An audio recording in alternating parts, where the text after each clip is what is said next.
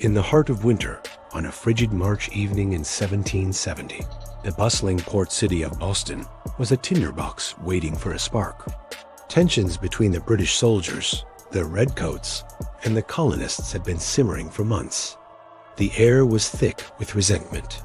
Colonists, already chafing under the weight of British taxes and laws they had no say in, saw the soldiers not as protectors, but as an occupying force. The soldiers, for their part, were far from home, facing daily hostility from the very people they were supposed to police. It was a recipe for disaster. That evening, it all began with something small, almost trivial. A lone British sentry, Private Hugh White, stood guard outside the Custom House on King Street. A young wigmaker's apprentice, Edward Garrick, taunted a British officer, accusing him of not paying a bill. The argument escalated. Private White intervened, striking the apprentice with his musket. A simple street squabble, but in this charged atmosphere, it was like throwing a lit match into a room full of gunpowder. Word spread like wildfire. A crowd began to gather, drawn by the commotion and the ringing of church bells, which usually signaled a fire. But tonight, the bells were a call to action. People poured into the streets, their anger growing with their numbers. They weren't just angry about a boy being struck. They were angry about the Stamp Act, the Townshend Acts, the constant presence of soldiers in their homes and on their streets. The crowd surrounded Private White, pressing in on him.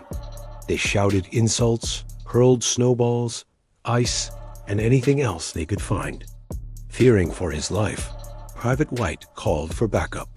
Captain Thomas Preston, the officer of the day, quickly arrived with a small detachment of soldiers from the 29th Regiment of Foot. They formed a tight, semicircular line in front of the Custom House, bayonets fixed, a thin red line against a surging sea of angry colonists. The crowd swelled, becoming more aggressive. They dared the soldiers to fire, screaming, "Fire and be damned." They pressed closer, some even striking the soldiers' muskets with clubs. What happened next is a blur of chaos and conflicting accounts. Someone in the crowd reportedly threw a club, striking one of the soldiers, Private Hugh Montgomery, and knocking him to the ground. As he scrambled to his feet, enraged and disoriented, he is said to have yelled, "Fire!" and discharged his musket into the crowd. A moment of stunned silence, then a ragged, terrifying volley of shots rang out through the cold night air. The other soldiers, perhaps thinking an order had been given or simply panicking in the face of the mob, also fired their weapons. When the smoke cleared, the scene was one of horror. 11 men had been hit. 3 lay dead on the spot. Crispus Attucks, a sailor of mixed African and Native American descent, who had become a celebrated martyr of the Revolution. Samuel Gray, a rope maker, and James Caldwell, a mariner. 2 others, Samuel Maverick and Patrick Carr, would die from their wounds in the following days. 6 more were injured. The snow-covered street was stained red. The crowd, shocked and horrified, slowly dispersed, leaving behind a scene of carnage that would forever be seared into the American consciousness. The immediate aftermath was chaos. Acting Governor Thomas Hutchinson rushed to the scene, managing to calm the crowd and promise a full and fair inquiry.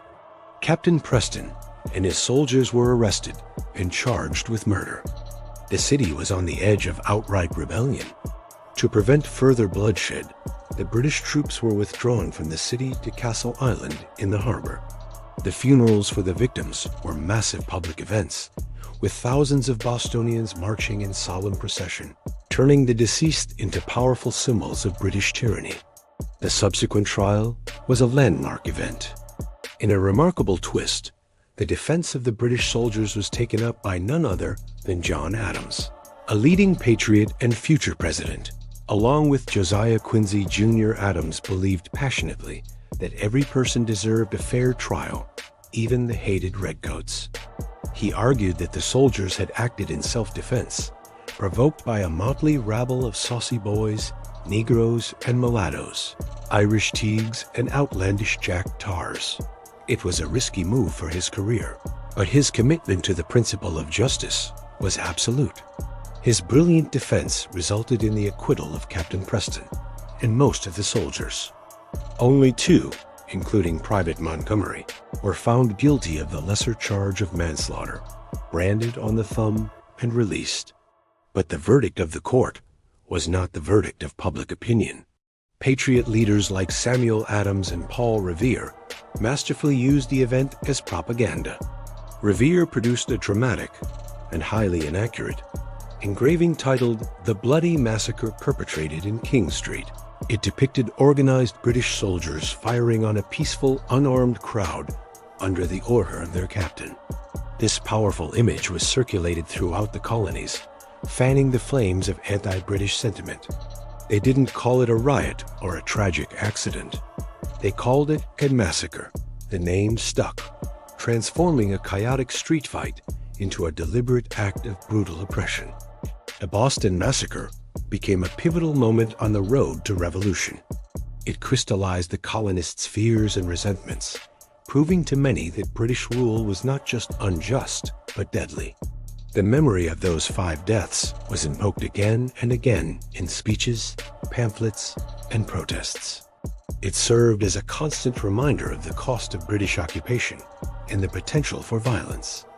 It united the colonies in a shared sense of outrage and pushed them further down the path toward independence. 5 years later, when the first shots of the Revolutionary War were fired at Lexington and Concord, the cry of "Remember the Boston Massacre" would echo in the hearts of the American patriots. It was a tragic spark that helped ignite the fire of a revolution, ultimately forging a new nation. Thank you so much for watching. If you found this dive into history interesting, please hit that like button and consider subscribing to the channel for more stories that shaped our world. We'll see you in the next video.